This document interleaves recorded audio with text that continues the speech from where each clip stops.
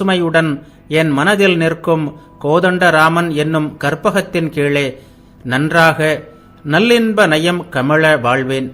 நான் விரும்பும் பழம் அனைத்தும் நினைத்தவுடன் பெறுவேன்.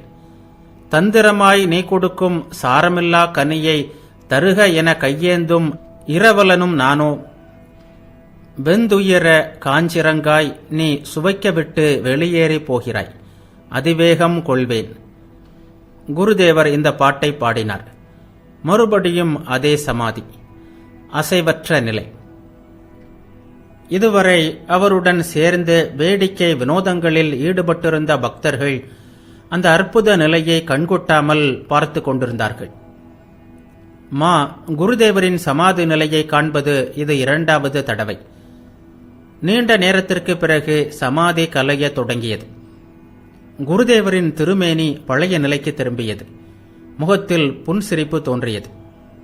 புலன்கள் தத்தம் செயல்களை செய்ய தொடங்கின. கண்களின் ஊரத்திலிருந்து ஆனந்த கண்ணீர் வழிந்தது.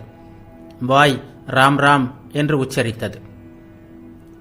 என்ன, இவ்வளவு பெரிய மகானா சற்று நேரத்திற்கு முன்பு 5 வயது சிறுவனைப் போல் வேடிக்கை வினோதங்களில் ஈடுபட்டிருந்தார் என்று நினைத்து கொண்டார் குருதேவர் பழைய நிலையை அடைந்தவராய் சாதாரண மனிதனைப் போல் மீண்டும் பழகத் தொடங்கினார்.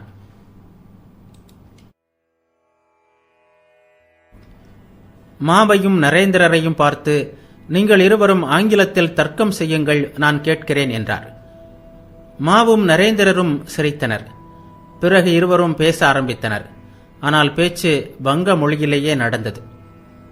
குருதேவரின் முன்னால் மாவினால் தர்க்கம் செய்ய முடியவில்லை. தர்க்கம் செய்யும் மனப்பான்மை குருதேவரின் திருவருளால் ஒருவிதமாக அவரிடமிருந்து நீங்கிவிட்டது. அதன் பிறகு எப்படி தர்க்கம் செய்வார்? குருதேவர் மீண்டும் ஒரு முறை வற்புறுத்தினார். என்றாலும் இருவரும் ஆங்கிலத்தில் பேசவில்லை. மணி 5. மாவையும் நரேந்திரரையும் தவிர மற்ற பக்தர்கள் வீடு திரும்பினர். நரேந்திரர் முகம் கழுவுவதற்காக ஒரு செம்பில் தண்ணீர் எடுத்துக்கொண்டு ஹம்சபுகூர் மற்றும் சவுக்குத்தோப்பு இருந்த திசையில் சென்றார். கோயில் தோட்டத்தில் உலவிக் கொண்டிருந்தார். சிறிது நேரத்திற்கு பிறகு குடிசையின் பக்கமாக ஹம்சபுகூரை நோக்கி வந்தார். அங்கே அந்த குளத்தின் தென்புற பகுதிகளின் மேல் குருதேவர் நின்றிருந்தார். நரேந்திரர் செம்பை கையில் வைத்தபடி முகம் கழுவிக் கொண்டிருந்தார். அப்போது குருதேவர் நரேந்திரனிடம், இதோ பார், இன்னும் கொஞ்சம் அதிகமாக இங்கு வந்து போ. நீங்கள் எல்லாம் இப்போதுதான் புதிதாக வர ஆரம்பித்திருக்கிறீர்கள். அறிமுகமான பிறகு பொதுவாக மனிதர்கள் அடிக்கடி சந்தித்துக் கொள்வார்கள். புது மாப்பிள்ளையைப் போல். நரேந்திரரும் மாவும் சிரித்தனர். என்ன, வருவாயல்லவா? நரேந்திரர் பிரம்ம சமாஜத்தை சேர்ந்தவர். வாக்கு கொடுப்பதில் சற்றே எச்சரிக்கையாக இருப்பவர். எனவே சிரித்துக்கொண்டே முயற்சி செய்கிறேன் என்றார். மூவரும் குடிசை பக்கமாக நடந்து குருதேவரின் அறையை நோக்கி வந்தனர். குடிசையின் அருகில் வந்ததும் குருதேவர் மாவை பார்த்து, இதோ பார், விவசாயிகள் காளை மாடு வாங்க சந்தைக்கு போவார்கள். உழைக்கின்ற காளை எது, மந்தமான காளை எது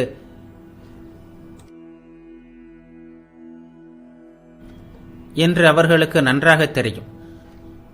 வாலுக்கு கீழே கையை வைப்பார்கள். சில காளைகள் கைப்பட்டாலும் அப்படியே படுத்து கிடக்கும். அவற்றை வாங்க மாட்டார்கள். வாலுக்கு அடியில் கை வைத்ததும் எந்த காளை தடார் படார் என்று துள்ளி குதிக்கிறதோ அதையே விரும்புவார்கள். நரேந்திரன் அப்படிப்பட்ட காளையை போன்றவன், துடிப்பு நிறைந்தவன் என்றார். இதனை கூறிவிட்டு சிரித்தார் குருதேவர்.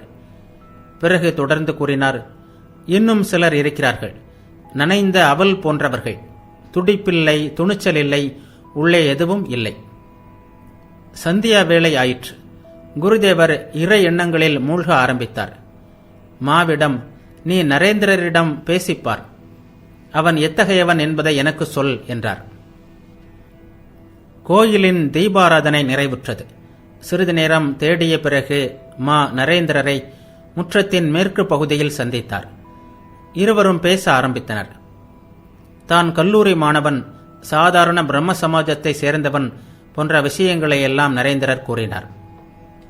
இரவு ஆகிவிட்டது. வீடு திரும்ப வேண்டும். ஆனால் இதுவரை அவரால் போக முடியவில்லை. ஆகவே நரேந்திரரை விட்டுவிட்டு குருதேவரை தேட ஆரம்பித்தார்.